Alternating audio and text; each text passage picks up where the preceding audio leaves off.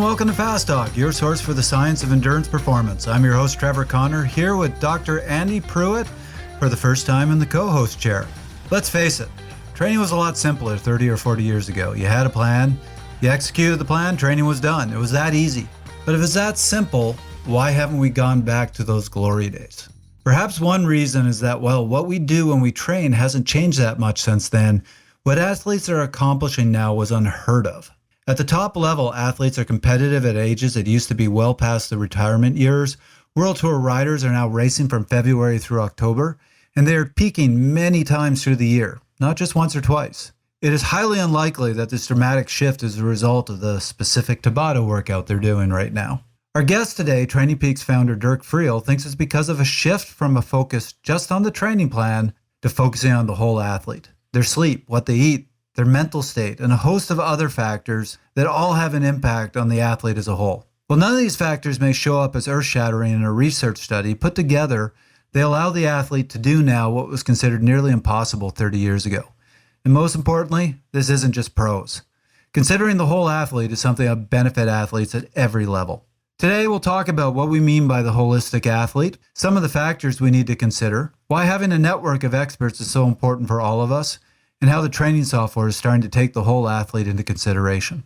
So grab your headphones, find a comfy seat, and everything else you need to enjoy the episode as a whole, and let's make it fast. Well, welcome, Dirk. Great to have you on the show. We haven't had you in a bit. This is great. Yeah, thanks for having me back. It's an honor. So looking forward to the conversation today. We're really looking forward to it, too. And we got a bit of a change up here. Andy, you are joining me as co-host. First time in this co-host chair, and it'll be fun. It's not my first time hosting a podcast, but the first time at Fast Talk, so I'm pretty excited. 2 against 1. Yeah, we literally have us set up at the table, so we're both facing you. All good. All friendly. Exactly. So what have you been up to lately since we've had you on the show? Oh, geez. Kind of depends on the time of year in terms of sports activities, but I'm kind of half the year skiing, half the year cycling. This year's a little different. I broke my leg, my fibula in January, so I've been a pure cyclist since January, where normally I'm coming out of the ski season now in the spring. Besides that, things going great. I'm definitely a faster cyclist this year due to the break. So that's the benefit of breaking a bone. That's not usually what our audience says when they break I know. I'm hitting numbers now that I usually do. It's going to be a peak year. I know. I'm hitting numbers now that I usually do in August, but I just have 4 times more bike miles this year. You know, sometimes you flip on a dime and you set new goals, and that, you know, you have to be really malleable sometimes because sometimes goals just change overnight. And you just have to accept that. So hopefully have some good results this summer. It's a great thing about the bike, right? It's the number one rehab tool for lower extremity injuries. I know. So I've turned a lot of non-cyclists into cyclists. How many skiers have become world tour riders? Yep. How many runners have become triathletes or cyclists? I could go on and on about the number of people that were hurt. Yeah. And I turned them onto the bike, and suddenly they were national champions on the bike. Oh, this is fun. Yeah, exactly. I hate to call it this way, but this is why they say, cycling is kind of the old person sports, because you get runners who get injured and they get into cycling. You get skiers who get injured, they get into cycling. You have a lot of people come in later on. Better way to look at it. It's a sport for life. Yeah. I like it. Absolutely. So let's dive into what we're going to talk about today. And Dirk, this was a topic that you proposed to us that sounded really appealing to me. So I'm kind of excited about where the conversation's going to go. But there has been this change over the last 10 to 15 years that you've pointed out. And I think you're seeing a change in the whole industry around this, where it used to be all about just, here's your training plan, do the training plan, shut up, show me your results at the end, and let's just make sure you're on plan. Now there's this recognition that there is a lot more to the athlete. How's their sleep? How's their nutrition? How's their mental state? So you were calling this focusing on the whole athlete. Yeah. But tell us a little more about this change that we've seen and exactly how this change has materialized over the last 10, 15 years. Yeah, I think you could title this the holistic athlete, the whole athlete. Athletes focus on the X's and O's of execution of their daily workout. And that's literally 99% of their focus in terms of performance for whatever sport they're pursuing. But like with a lot of things, we see kind of advancements. It tends to be at the pinnacle, the peak, the Olympic level, Tour de France level, Ironman, Kona level, professional level. And then it trickles down from there. If we were chatting in 2005, it would be a different conversation in terms of like when I grew up as a junior, nobody had a coach. None of my competitors in the junior field, Bobby Julich included, had a coach. Our dads were our coach. Luckily, I had a good dad who knew a lot, but we followed what Bobby Julich's dad said to do when we were on the road traveling to nationals, et cetera. Now, so many juniors, have a coach and they're getting great training advice now, but not in 2005, right? And even in 2005, many, many professionals didn't have a coach and their teams didn't oversee their training. They were left their own devices. So the evolution of sport, here we are in 2024, and we're seeing that materialize at the elite professional level in terms of everything outside of the X's and O's. How can we provide guidance to the athlete? And there's so much that could sabotage your race day or sabotage your fitness that really has nothing to do with fitness. I mean, for example, I knew a professional female athlete that couldn't keep her breakfast down on race day. So she would enter races underfueled because of anxiety. That had nothing to do with the workout of the day. But if she could figure that out, she would have immense improvement, right? So hence, can a coach guide that athlete to an expert in a field that can help her with anxiety? And there's so many other different experts that we can pull in, to help the athlete become that whole athlete.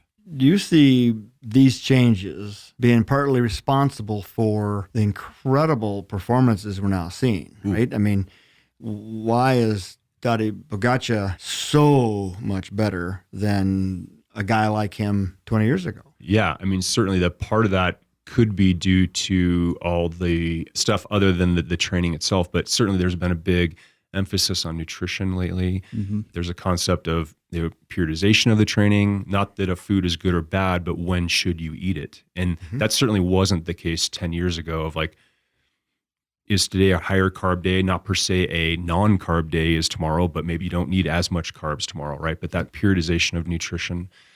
And then the sleep aspect, the importance of sleep, and there's team sports psychologists involved now. Again, my example of that athlete that has anxiety. There may be certain very small, nuanced changes outside of training time that can make enormous improvements in the athlete, again, with no improvement in fitness at all. So if you are coaching somebody and all you are doing is focusing on the data file coming in, you may actually be missing the one key element that's going to advance that athlete to the next level. Yeah, I still remember hearing an interview, this was about 7-8 years ago, an interview with Floyd Landis talking about his days back, racing at the highest level when he was winning the Tour de France. And they asked him about nutrition. And he just, I'm not going to use the word he used, but he basically said, we ate like crap.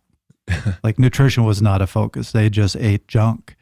And I've always wondered how much of that was an influence on the doping and how much, if they had just improved their diet, could they have raised their performance without necessarily needing drugs to perform at that level? Yeah, absolutely. I mentioned 2005, and that was a different era. And the athletes were resistant to somebody else dictating what they did every day, because they were just like, go home and we'll see you at the next race and figure it out on your own.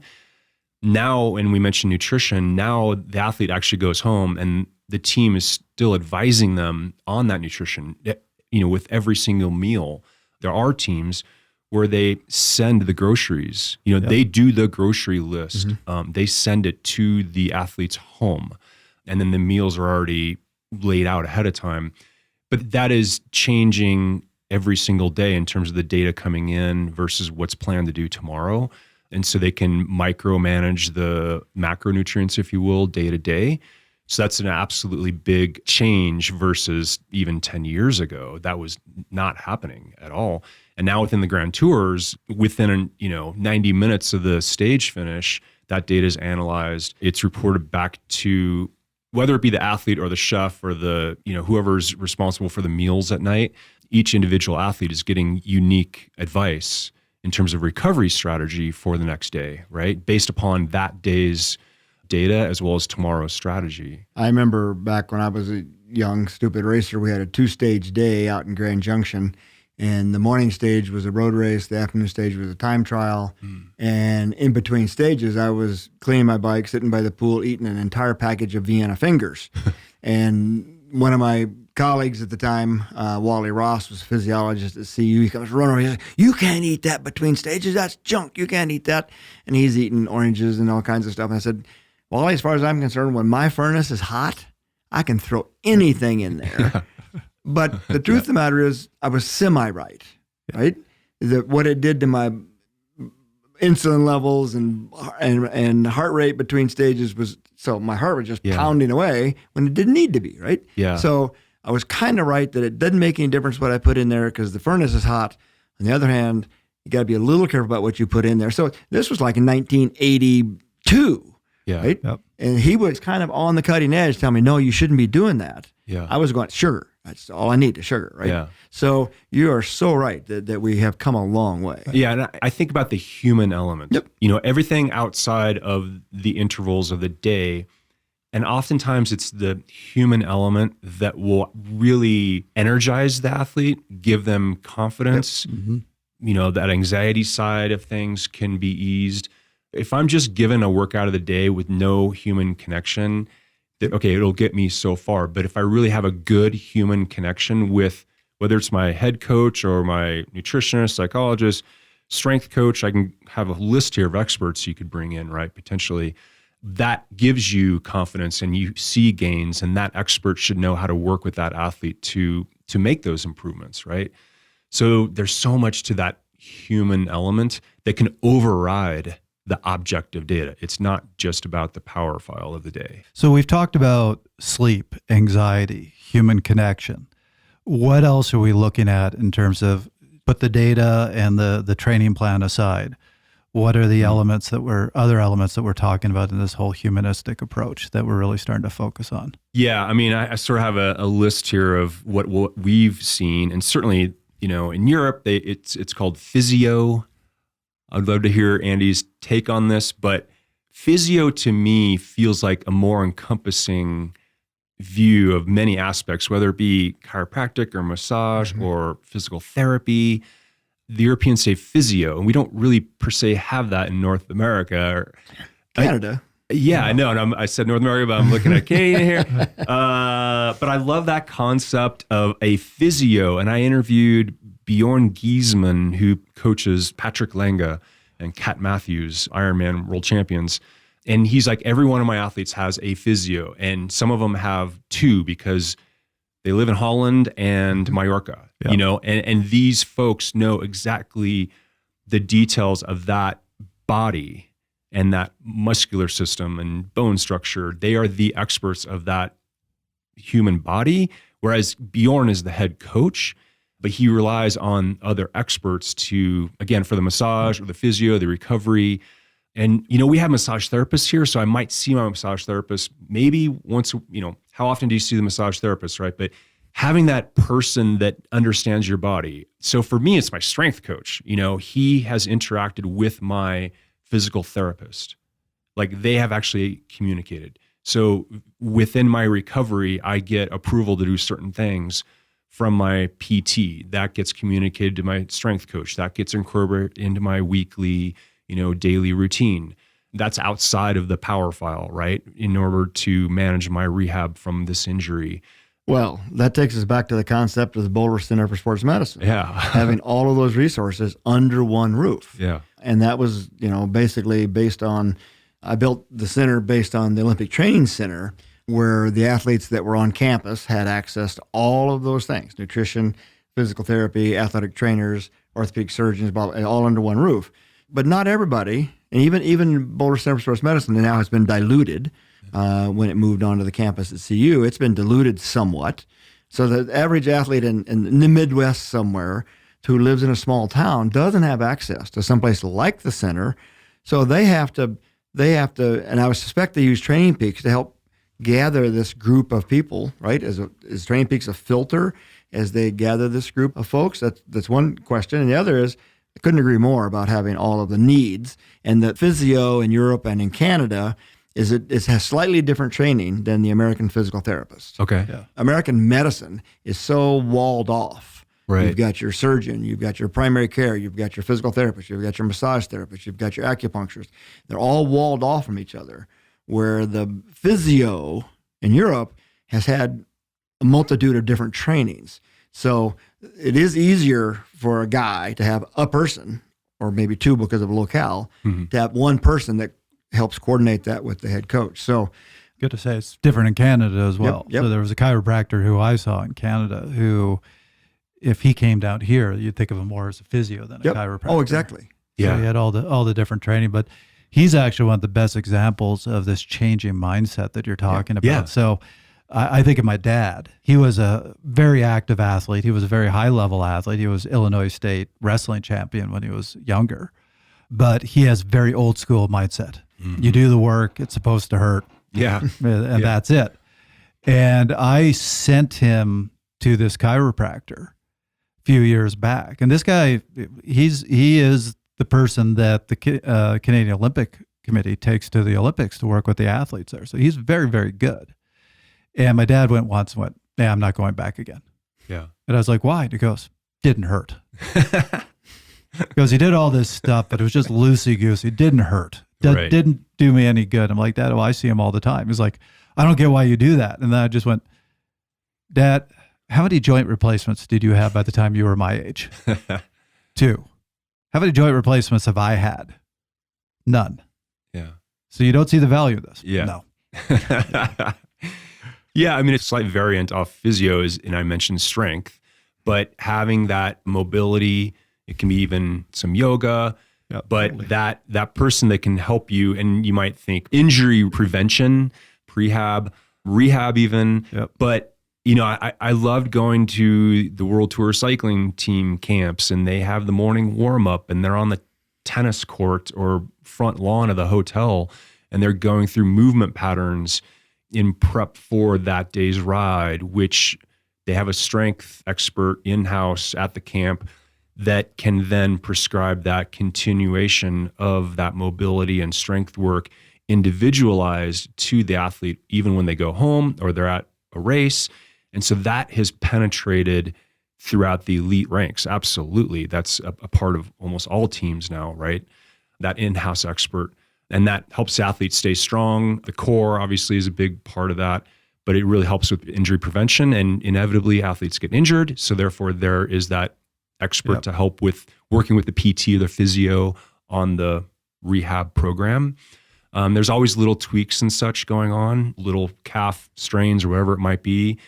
And so to have somebody that you can quickly get a hold of instead of just guessing, it's so comforting to have somebody that you can just quickly reach out to and get that expert advice. It can be a matter of money, though. I mean, how many of your customers, your athletes on TrainingPeaks, are either self-coached or have a once-a-month call with a coach, and they're working at McDonald's and they're training on their bike, and they don't have this Rolodex of experts on their speed dial.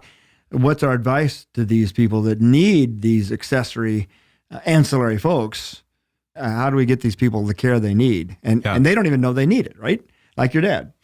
I mean, I crashed and my hip's a little stiff. But that's where the coach comes in. They can see, it's that objective observer. And so therefore the coach should have that Rolodex.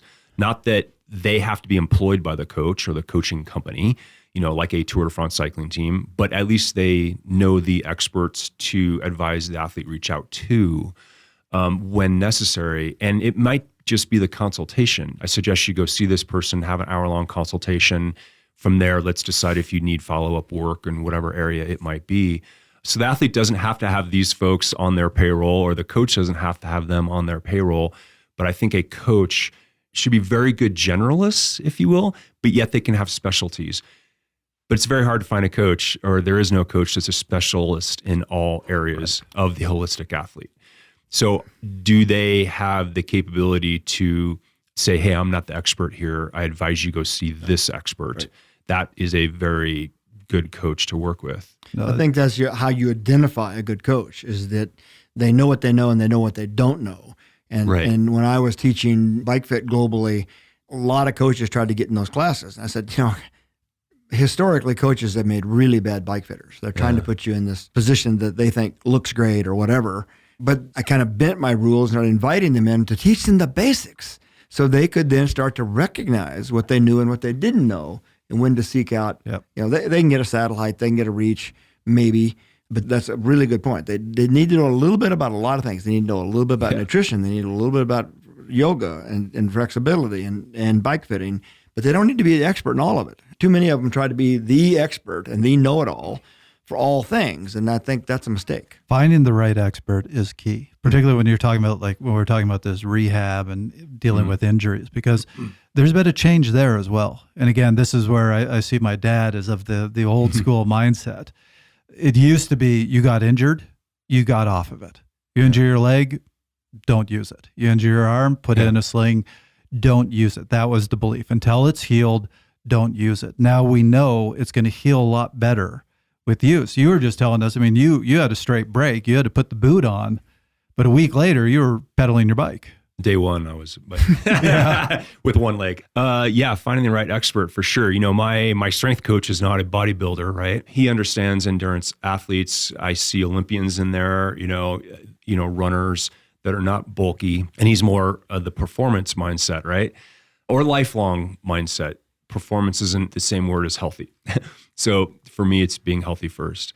So finding the right expert absolutely is key. But the coach being a generalist is kind of that orchestrator. They can help orchestrate the different moving parts, and they know everything that's going on, and then they can anticipate the next step and then help guide the athlete. And they're the objective observer, and they're hopefully there to see things that the athlete can't, or discuss ideas that the athlete didn't even know about. So let's transition. Let's go there. Let's talk about this coach. So let's use the example of the old school coach who believes that it's just about the training plan. Do the workouts. That's what I'm here for. I don't do anything else. How do they have to adjust to this new holistic approach to the athlete? What does the coach now need to be able to do? What skill sets do they need to have? Listen to podcasts like such as this one, read content that's outside of their comfort zone. That's also the sign of a good coach, is that they're constantly learning, trying to learn about other aspects of training, again, outside of their expertise. So that's definitely one. And just connecting with those folks in their hopefully local community that they can actually connect with, meet with, have a coffee, find out what's the latest and greatest in that other expert's field of research, or whatever it might be. So just that open-mindedness, to know they aren't the expert, and build that Rolodex of experts they can rely upon. How many young coaches don't know what a Rolodex is? Oh, I know. We are aging ourselves, don't we? It's your contacts list. Yes. Do they even sell Rolodex? I don't know. I've got to go over to Staples and see if you can still actually you can buy a some Rolodex. paper, yeah. But it's a term like Kleenex, right? We all know what it means. Yes. It's not a facial tissue. But you're right. I have True. not actually seen a Rolodex since probably the 90s. But you brought up an interesting point. Thank you for mentioning our podcast. But something I'll just say that I have observed with our show, a lot of our episodes are driven by our listeners sending us emails and saying, can you talk about this? Can you talk about that? And something I have noticed is how few episodes we've actually done on training plans, building a workout. It's all the other things that we get asked to talk about that I find really fascinating. And certainly we brought on Grant Hollicky, who's very big on the psychosocial side of training. And we've gotten a ton of feedback of, need more Grant. Yeah, I mean, oftentimes the coach is the therapist, but not the expert in that field. But yet the coach needs to be aware of that. Again, oftentimes the athlete can't communicate with their spouse about this joy of their training and their racing part of their life. Luckily, their spouse allows for it, or the family allows that space for it. But they can find that connection with their coach, and they can really open up with the coach. But that opens up more than just training talk. Issues will come up within conversations with coaches that coaches like, whoa, wow, okay, this is outside of my expertise. I don't know if I should be giving advice here, but kind of seeing those red flags and like can they suggest even, therapists? What percentage of folks just need a therapist, just independent of athletics? And then, well, certainly a large portion of athletes, can benefit from therapy, right? There's nothing wrong with that. And it's becoming more commonplace. Even if you think mindfulness, that's somewhat, that's getting into that headspace. So again, you play therapist as a coach. If you're talking to your athlete every week, there's some aspect of therapy going on there. You need to recognize when you aren't the expert and can bring in that outside party. There's sports psychology, which might help you with the morning anxiety, race day, or within the anxiety of the race itself. But then there's the broader term psychology outside of that, which oftentimes can do amazing wonders for an athlete. Yeah, it is very important to recognize with an athlete when they need to be talking with a therapist and understand that as a coach, you are not a trained therapist. Yeah. And you need to encourage them to go and talk with that trained therapist. Yeah, absolutely. Does the group ride play a role here? It does for me. Oh, social. Yeah. The group social ride for sure. is my therapy. Yeah, exactly. Many times, Yeah. Everybody, you can bitch about your job or your spouse or whatever, or your bad training day on Wednesday. So the group ride for me plays a huge role in that. And attack everybody to get the anger out of your system.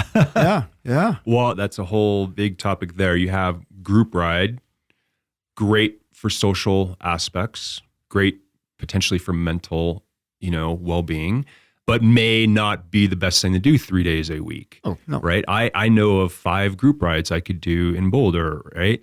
So which one am I going to do this week? Not which 3 am I going to do this week? So it depends on your end goal and how well that group ride fits into your overall training program. You can leverage that as an asset, both mentally and physically, but you can take it too far. If all you do is group rides, you're probably going to plateau and do too much intensity and not advance. So having that coach monitor that intensity and number of times you go on the group ride can be very beneficial. But then you have, in terms of like social, you can bring up a lot of anxiety as well. Again, like comparison, FOMO, Instagram, all that, right? That's can be a good positive outlet, to share with the world, but then it could turn negative as well. And there's a balance there as well. Just like with group ride balance, there can be that social aspect of, the Instagram apps in the world that can become an anxiety as well. I think true training and following a training program can be incredibly lonesome. Yeah. None of my buddies are on the same plan. They don't have the same goals. They're alone a lot. So true training is lonesome. Yeah. So I think that we call each other and say, I'm doing 5 by 3 minute VO2s today. What are you doing? Yeah, well, I was going to do something like that. And then so we end up going together, right? And getting it done. Otherwise, you're out there by yourself suffering big time. And so I think the group ride at least once a week is a good thing. Bike handling skills, social comparison, look around. What are they wearing? Have different friends, different cyclists that you can leverage as an asset within your training program because they are my zone 2 training partner. We can ride to whatever Gold Hill or whatever is zone 2. He's my pace. But I can do this other friend for my intervals of Flagstaff.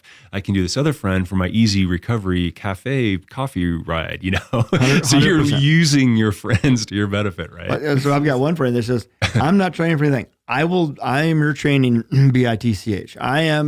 I'll do whatever you guys want to do today. And he's quite fit. Yep. And you need that friend that's going to rip you apart because that's your free motor pacing. That's my group ride I did last night.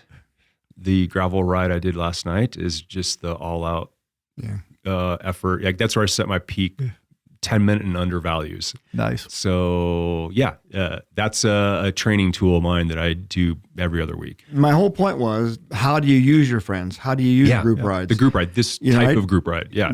There are all kinds of different things. Yeah. And so I think I want the public to hear the fact that you don't have to be alone all the time. Yep. You can work friends into your training plan. You can make it more social. You can take those days and go, who can I do this with? Yep. I think that's important. So before we fully shift to the athlete, I just want to ask one more question about the coach. And it's going to kind of flip around the original question I asked, which is considering this shift to the holistic athlete, to looking at all sides of the athlete.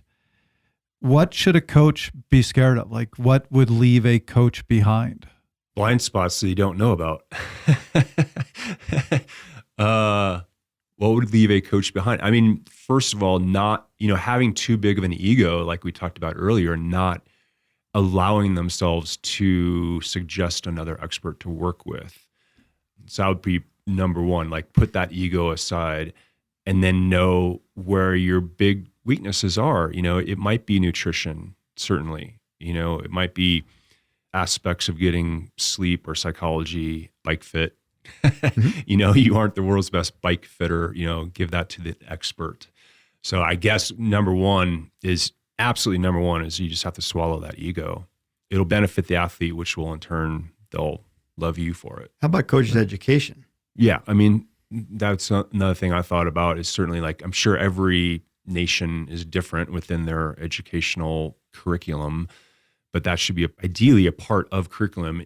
Not that the National Federation should teach you how to be a psychologist or a registered dietitian, but to at least give you underpinnings of like, hey, these are fundamentals, but this is where we are lacking, within this education. And so to encourage the coaches to be able to make suggestions on experts, and hopefully national governing bodies might have those lists of experts that a coach could turn to help build that Rolodex. Every nation's different, right? Yes. Or sport. I mean, obviously we have all kinds of different athletes listening. So every sport has a different curriculum if they have one at all.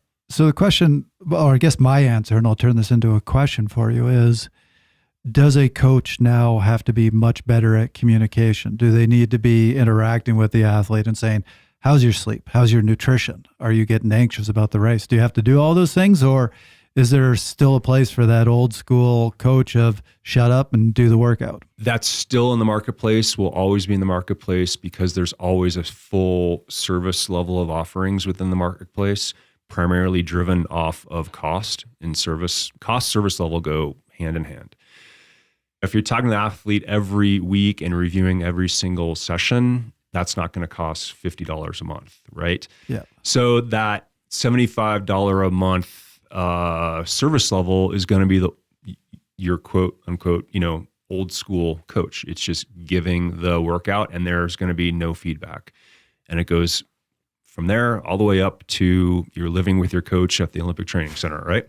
Yeah. So yeah, there's going to be that level. But if you see yourself as a coach that wants to get the fullest potential out of your athletes, that is not the way to go. Obviously, you need to be more in tune with the athlete.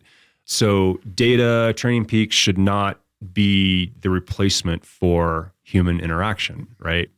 That human interaction is the number one way to make performance gains. Yeah. So I know a lot of athletes or coaches, that the first thing they do is review the post-activity comments. So when they get a notification of a workout completed, right there in the notification will be comments. And if there isn't a comment, it's like they get back to the athlete and say, how'd it feel, right? They want to get that subjective loop, feedback loop going. And then they'll dig into, okay, maybe more details of the workout. And then maybe scheduled time in the weekly program of this is when we are scheduled to talk, or so there is that time to exchange and you get that tone of the voice coming through the other end, and you can somewhat sense, how well they're feeling as you get to know that athlete better. So now you got to the question that I really want to hit you with. Uh-oh. Because we're talking about this rise of the holistic athlete. And I love this. And if Grant was here, he'd be going, oh man, thank you. He'd be loving this conversation. But at the same time that we've seen this, it's not just the training plan. We have to look at the whole athlete. You've seen this explosion of data, which certainly has allowed tools like TrainingPeaks to really become more and more robust, more and more sophisticated for the coach. But is there a danger, since our mindset is in the data right now, and we're seeing this rise of the holistic athlete, to try to quantify the holistic athlete? And certainly you've seen this with things like Whoop or the Oura Ring. We want to quantify your sleep. You have the PALMS test that literally quantifies your mindset. Are we trying to quantify the holistic athlete, and can we do that? Yeah, I'm not a big fan of like rest scores, recovery scores, like a score that's a black box that you don't know what it's incorporating. And it might be incorporating all the right things, but they aren't really relative to each other. Body temperature versus HRV versus hours of sleep versus whatever, right? You don't really know. It's in that black box of recovery score. So I like seeing things kind of separated out, and I know what to look at and how that relates then to the training. And oftentimes these rest scores, body battery, whatever it might be, has absolutely no idea what you're doing tomorrow. Yes. And it may have seen what you did today, but it doesn't know how it's relevant to your goal 4 months from now. So that relevance and perspective of these metrics in relation to your training and everything else in your life, right? It absolutely relates, but yet isolated, they are meaningless. So yes, there's all kinds of data coming in. Lots of companies are trying to, or they have created these one score suits all, I guess, metrics, which I'm definitely not a fan of. And I can see it again at the pro elite level, that's not being relied upon like at all. Right. And they want to see, like, if they believe in HRV, they want to see the HRV. They want to see if it's inside or outside of your norm, right? So, and even if one day is outside the norm, they still may not change the training because they know 2 days from now you have recovery or whatever, because it's in relation to everything else. So I'd say at this point, no, but I that may not be the case 20 years from now, right? So I'm always open to advancements in technology, et cetera. But right now, today, I like seeing there's separate data channels, if you will. You know, you have heart rate and power, and you have decoupling. Okay, I can see value in that. But once I start putting in their HRV, and I start putting in their sleep, and it's just like, it's just all muddy now, you know? So you can bring a couple metrics together, but once you start bringing in too many, it just doesn't make sense anymore to me. I find there's no connection. I'm a longtime wearable. I was one of the experimental guys when they didn't have anybody over 70 that was an endurance, an elite endurance athlete, didn't know what to do with me. But there was no correlation many days between how my legs felt and my recovery score. DOMS, yeah. I mean, I'm a 48-hour guy after a hard workout. I know it's coming, right? I know it's coming.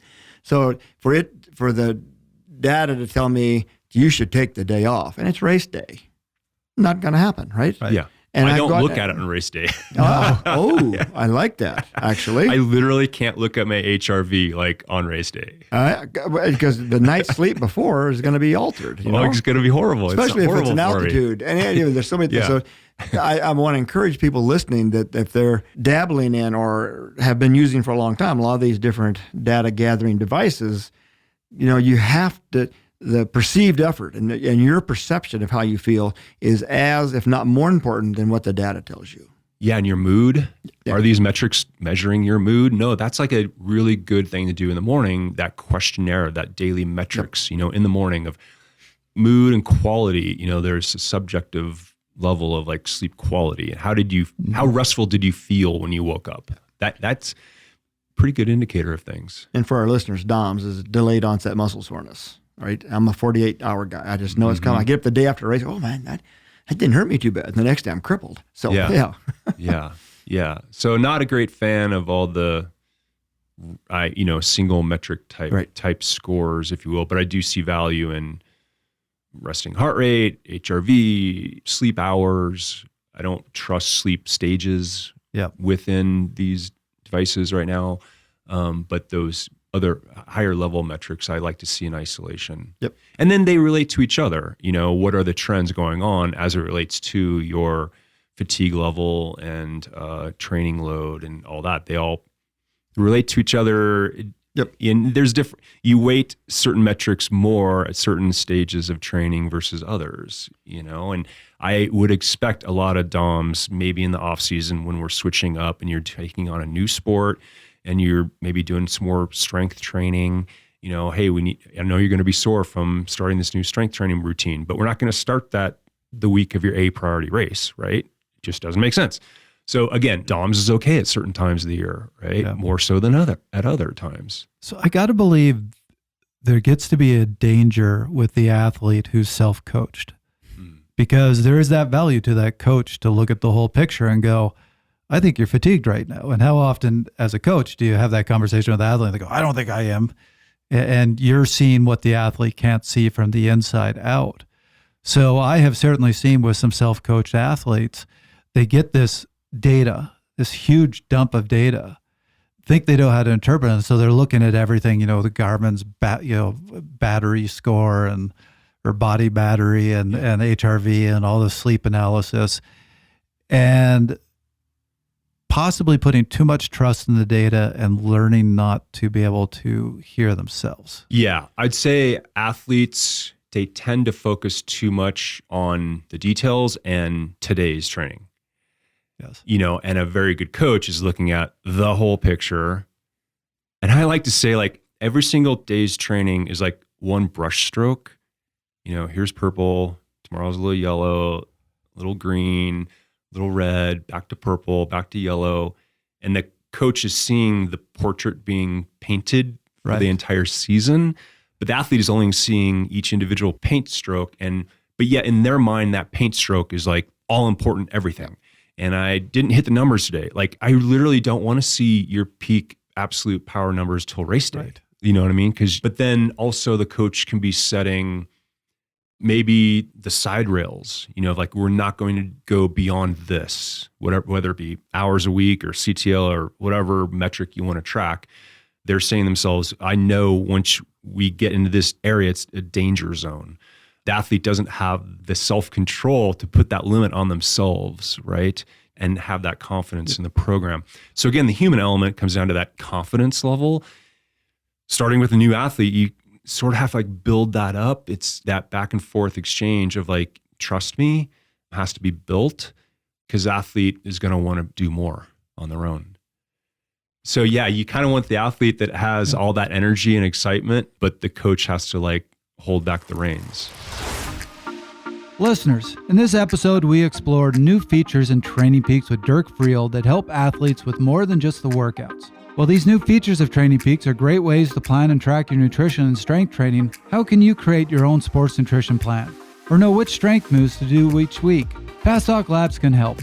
Visit fasttalklabs.com and explore our sports nutrition content, including a deep dive guide, and check out our in-season and off-season strength training video series featuring Coach Ryan Kohler. See how you can become the whole athlete at fasttalklabs.com. So the one question I have related to the athlete is simply, can an athlete take this holistic approach without a coach or at least an advisor? Can they do it on their own? Yeah, certainly. They can be open-minded and see where they have faults, but not always, right? Obviously, if you're injured, you need to see an expert. That's maybe one extreme. But on the other extreme is, do you need a therapist? You're not seeing that. You're not seeing how depressed you are. That's the same for everyday folks that are not athletes, right? They don't see that. Well, the other thing I'll add to that is the reason so many athletes overtrain is because an athlete, it's very hard for an athlete to see when they are overtraining. Yeah. Their typical response is, well, I'm not performing as well. I'm not training hard enough. I need to train harder. Yeah. And the first thing you need to do is take time off. Right. Yeah. And that, again, like how much self-control do you have over that to be able to like actually do it? Yep. It can be done. Ultimately, there is that outside objective observer that can help guide you in those blind spots that we all have. But yeah, certainly I think there's athletes that do a very good job of that. I think in that same line, though, that most of our athletes are not professional. Yeah. It's not all they do. They work. And we know that many of our type A professionals, doctors, lawyers, whatever, are working long, hard days, and they're using their workout as their stress dissipation. Therefore, it's always harder than it probably should be.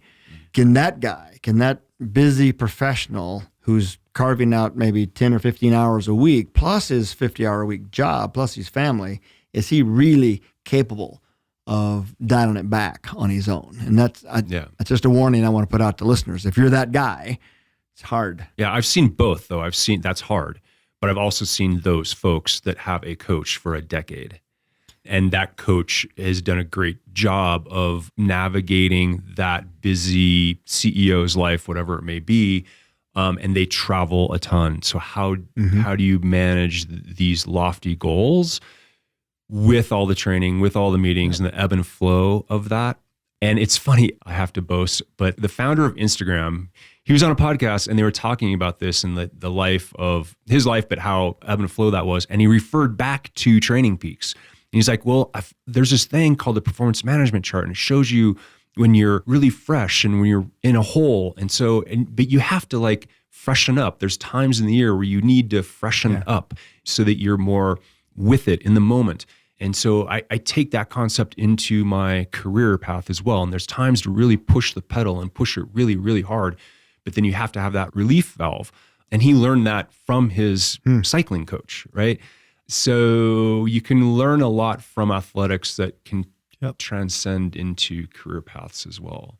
But one of the hardest things for an athlete to accept, particularly a driven athlete, is when life is getting stressful, work is getting hard, there's things going on with the family, you can't get as much sleep, to go, I got to dial back in my training because I just don't have the energy right now to be able to do the training that I like to do.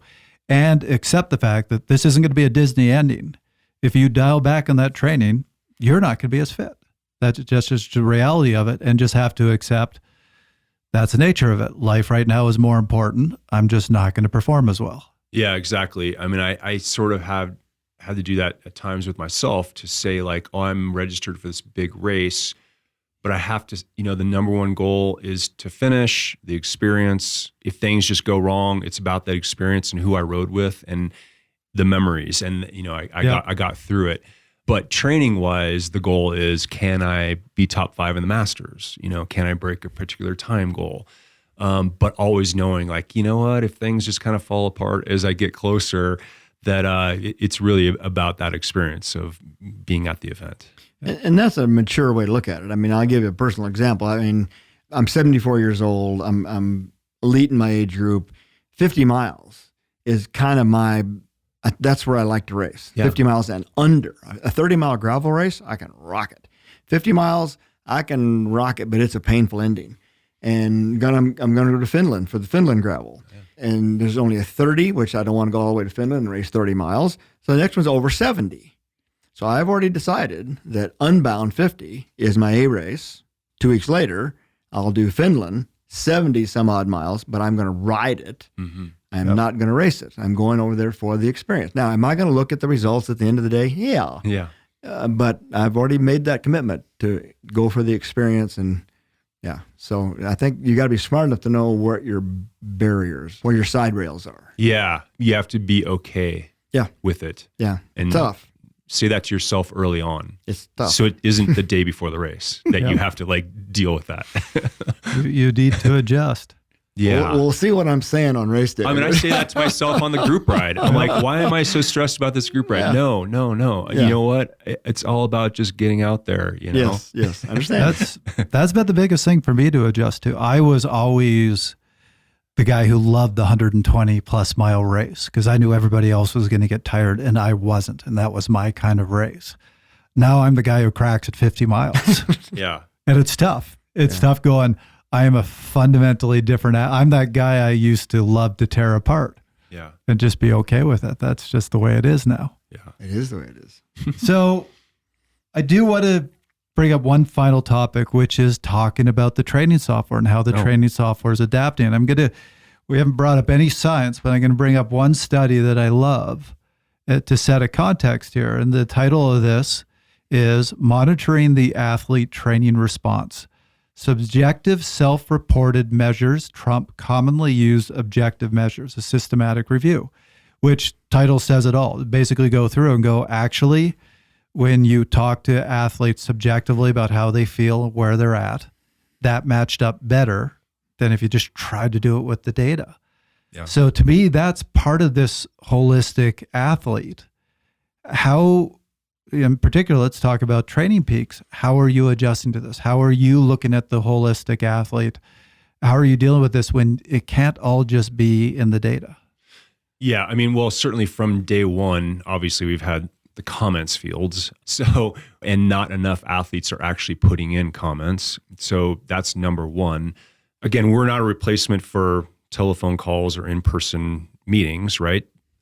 Hopefully that is an aspect of an ideal coaching relationship.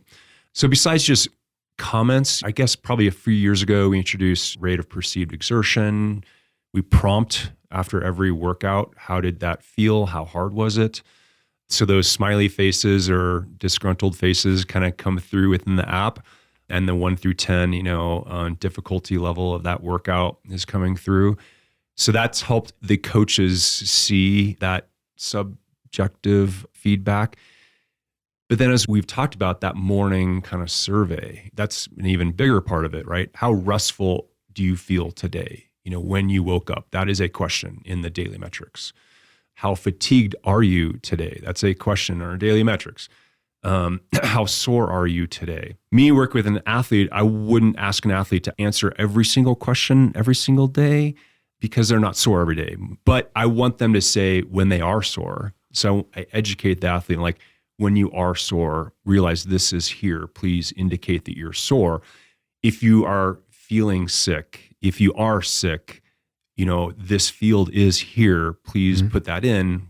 And then that prompts me as a coach, like, that's a red flag. It actually comes through as a red flag on the coach's homepage as something to look into. So we've definitely, adopted those things, but we're not creating any single score, Yep. The black box score. They're all separate metrics that are subjective feedback from the athlete that we want coaches to rely upon. So yeah, by no means is using TrainingPeaks a replacement for that subjective feedback. And, I totally wholeheartedly agree with that research, and that can be a very good key indicator of how things are going and how to progress. I have my athletes fill that out every day. I fill it out too. And the thing that kills me is, of all my athletes, I'm the one that gets the red flag almost every single day. Yeah, for me, I think motivation and mood are the best indicators. Yes. Literally, my mood incorporates training, career, family, all stressors come through within mood and motivation. And mood kind of leads to motivation, if you will. Like, how motivated am I to train today? Mm-hmm. And, it's okay to be like, I'm not. Like, I have 2 days a week where I don't train, if not traveling, right? Where it's just like, it's just not happening, and that's okay. I love the mood one because every time I fill it out, it makes me look back on the day and go, was I friendly with people? Was I snapping at people? Was I grouchy? I know. Sometimes, sorry, honey, just, yeah. Maybe our spouse should fill that one out. Yeah, I know. Spouse mood rating. And I like it. It's funny, and these metrics can be graphed, but it's funny that our mobile app actually does a better job of that. You can actually overlay mood and motivation on top of the performance management chart, but you can't do that on the web.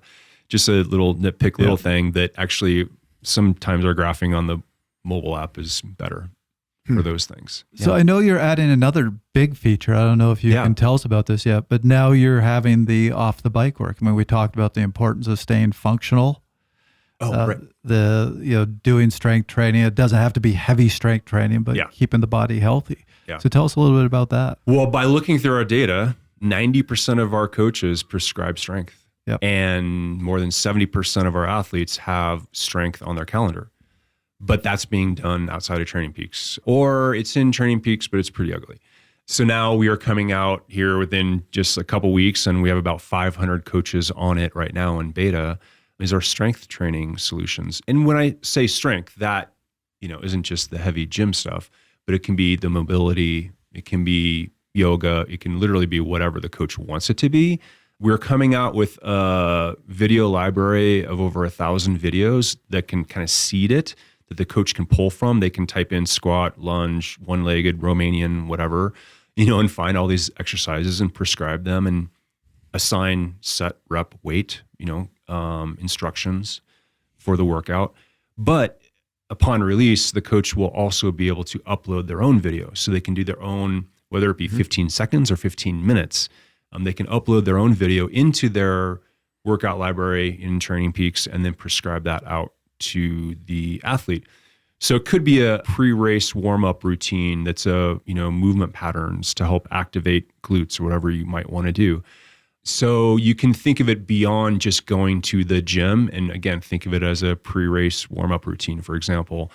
That's been an obvious area of expansion because it's just being done so much. We can just see it in the data.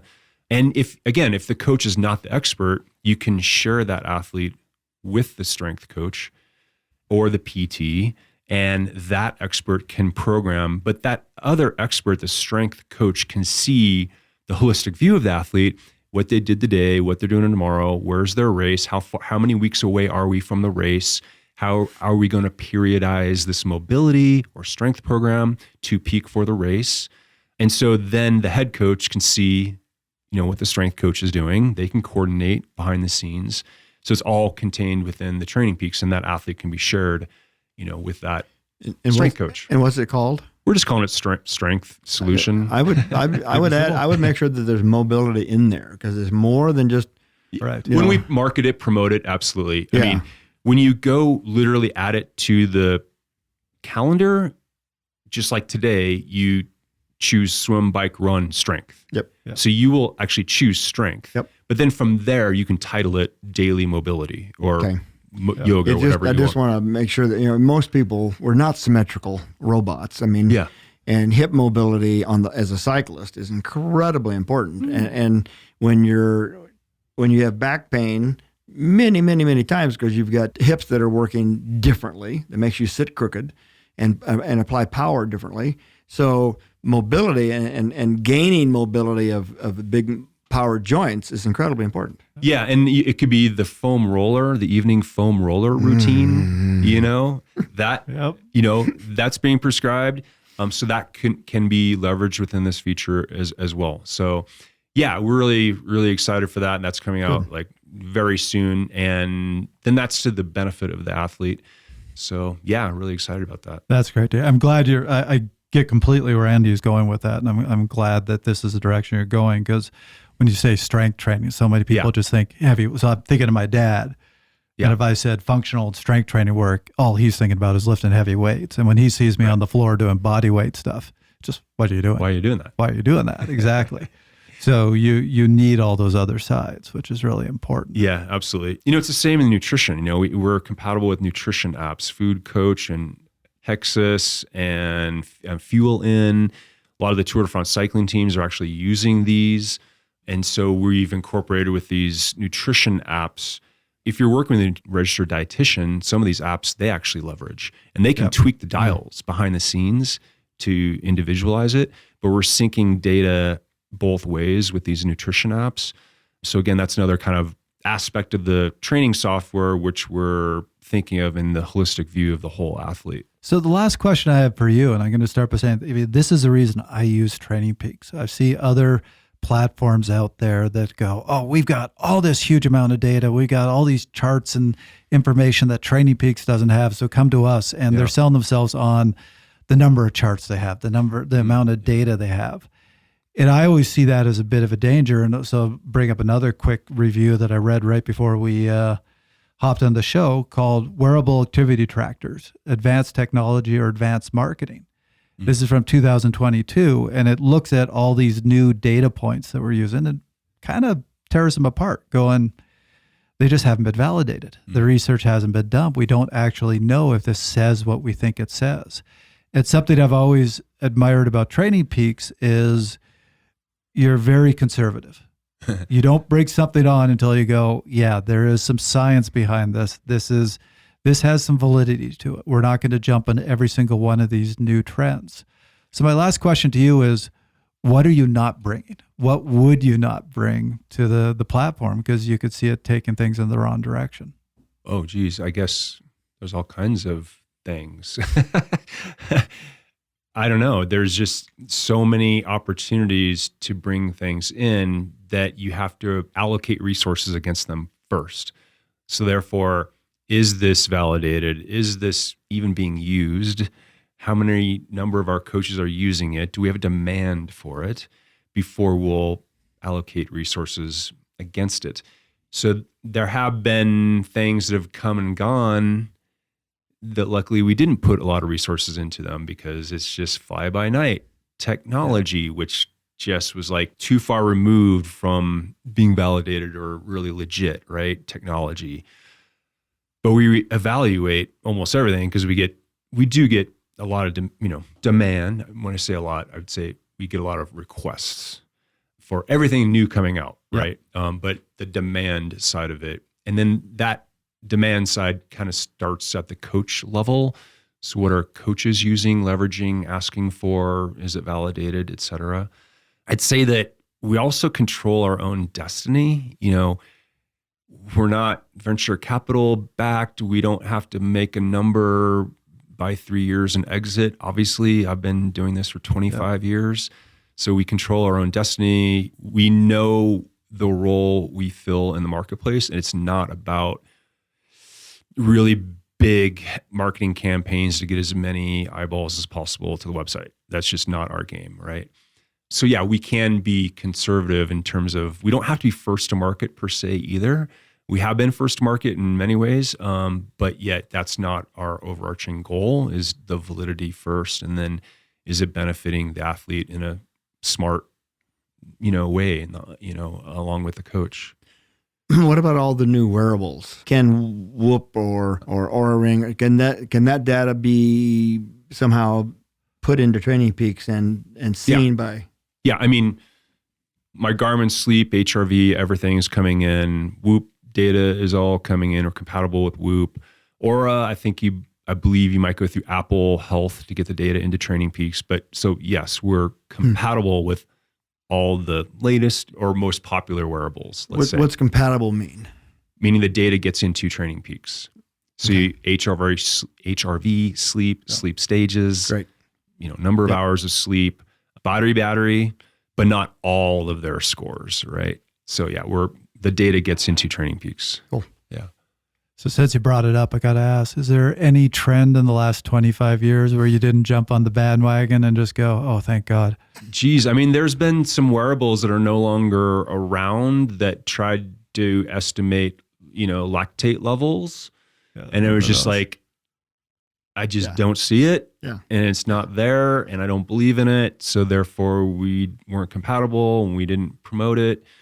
So I hope that day is around the corner within the next 2 years of like, can we have a continuous lactate monitor that's really accurate, right? And absolutely the real deal. Looking forward to that day. But some of those devices certainly we didn't, work with. But we also have a product that's desktop that not a lot of folks use, but it's the Playground, and that's WKO. So a lot of new devices can dump their data into WKO and play with the data and show us the metrics, et cetera. And so if coaches are early adopters of some of these devices, that's the first place they go, is they can dump the data there. But I always tell these new device manufacturers, they have to be the number one source first. They can't rely upon us. So the software that comes out of the box or the app that's on your phone that's associated with that device has to like paint the picture and give the value, there first. And then we may end up taking summary data back into our system. But the depth of the data, you need to be able to go deeper within that manufacturer's own software offering, because we may not be showing your, whatever metric to the depth that the OEM software can. All right, before we move into our take-homes, we are going to create a forum page for this episode. We're going to do this now for every episode, and we're going to ask you a question. And this is to all of you listeners. Come to our forum, engage in this conversation, answer give us your answer and see how other people are responding and give your responses to them. We want to get a conversation going. So my question for this episode is, as an athlete or a coach, do you agree with this expanded approach to coaching and training, looking at the holistic athlete? Or do you just want a training plan and focus on doing the work? Well, Dirk, it's been a great conversation. We're over the hour mark here, so I think it's time to start wrapping things up. You've been on the show before, so we always finish with our 1-minute take-homes. You got 1 minute to think about and tell what you think is the most salient point of this conversation. What do you want our audience to really take away from this? Yeah, I think 2 words, holistic and don't sabotage, or, don't sabotage your training. you may not see it. There may be things to change within your life or sport that can unlock greater potential or overnight improvement with no improvement in fitness. Don't just focus on the numbers, that holistic view of yourself as an athlete, the whole athlete, is the overriding number one thing. Again, like you can just have night after night after night of horrible sleep and nutrition, and then the training is meaningless. So don't sabotage your training. Good answer. Andy? Wow. I mean, I've loved this conversation. I mean, I started coaching back in I coached my 9th grade track team at the Drake Relays when I was in 9th grade. So I've been at this a long time, and I've seen it from lots of different perspectives at the highest level of the tour and down to my 9th grade track team. I think that my takeaway is keep a diary, and whether it's on a electronic platform or whether it's written or both. I think that both have value. I do both, and I correlate the two. But having a neutral observer, it can even be your spouse. If you let them give you that input, man, you look tired. Man, you look great. Or a coach, whether it's paid or a friend, somebody who gives you that neutral, unbiased opinion about where you are in your training, where you are in your race prep. So keep a diary and don't try to do it by yourself.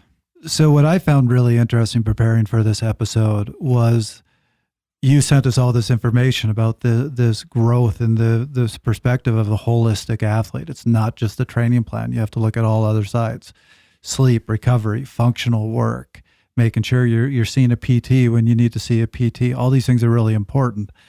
But at the same time, we're seeing this explosion in data. Mm-hmm. And there is this trend towards now we got to quantify all this. I think the data has a place. It has a very important place. But I think this holistic athlete approach is more than the data. I think one of the most important things you raised is having this team. Mm-hmm. Might be a coach or just an advisor, your wife or your husband. But you also need to find those experts, somebody who can fit you correctly, somebody who, PT, that can help you when you're getting those aches and pains. That's where, like I said, I really think about the difference between myself and my dad. My dad came from that old school perspective. It's just do the workout, don't care about anything else. And by my age, he had already had 2 joints replaced. And I've so far been fairly lucky there, but that's because of having that team, because of taking that holistic approach. So anybody listening to this, don't think that's just for pros. That's for all of us. You want to live a long, healthy life. Yeah. I mean, we've seen the life cycle of the athlete now that we've been doing this for 25 years, and we've seen athletes that as you get older, you have different goals each year from year to year. So it's really neat to see how if you maintain that healthy aspect first, you can go on to do many different things. Yep. Or do it for a very long time, well into your 70s. Hear, hear. Well, guys, great talk. Really appreciate it. Dirk, always a pleasure having you on the show. Yeah, thanks for having me. That was great. Thank you. That was another episode of Fast Talk. The thoughts and opinions expressed in Fast Talk are those of the individual. Subscribe to Fast Talk wherever you prefer to find your favorite podcasts. Be sure to leave us a rating and a review. As always, we love your feedback. Tweet us at Fast Talk Labs. Join the conversation at forums.fasttalklabs.com or learn from our experts at fasttalklabs.com. For Dirk Friel and Dr. Andy Pruitt, I'm Trevor Connor. Thanks for listening.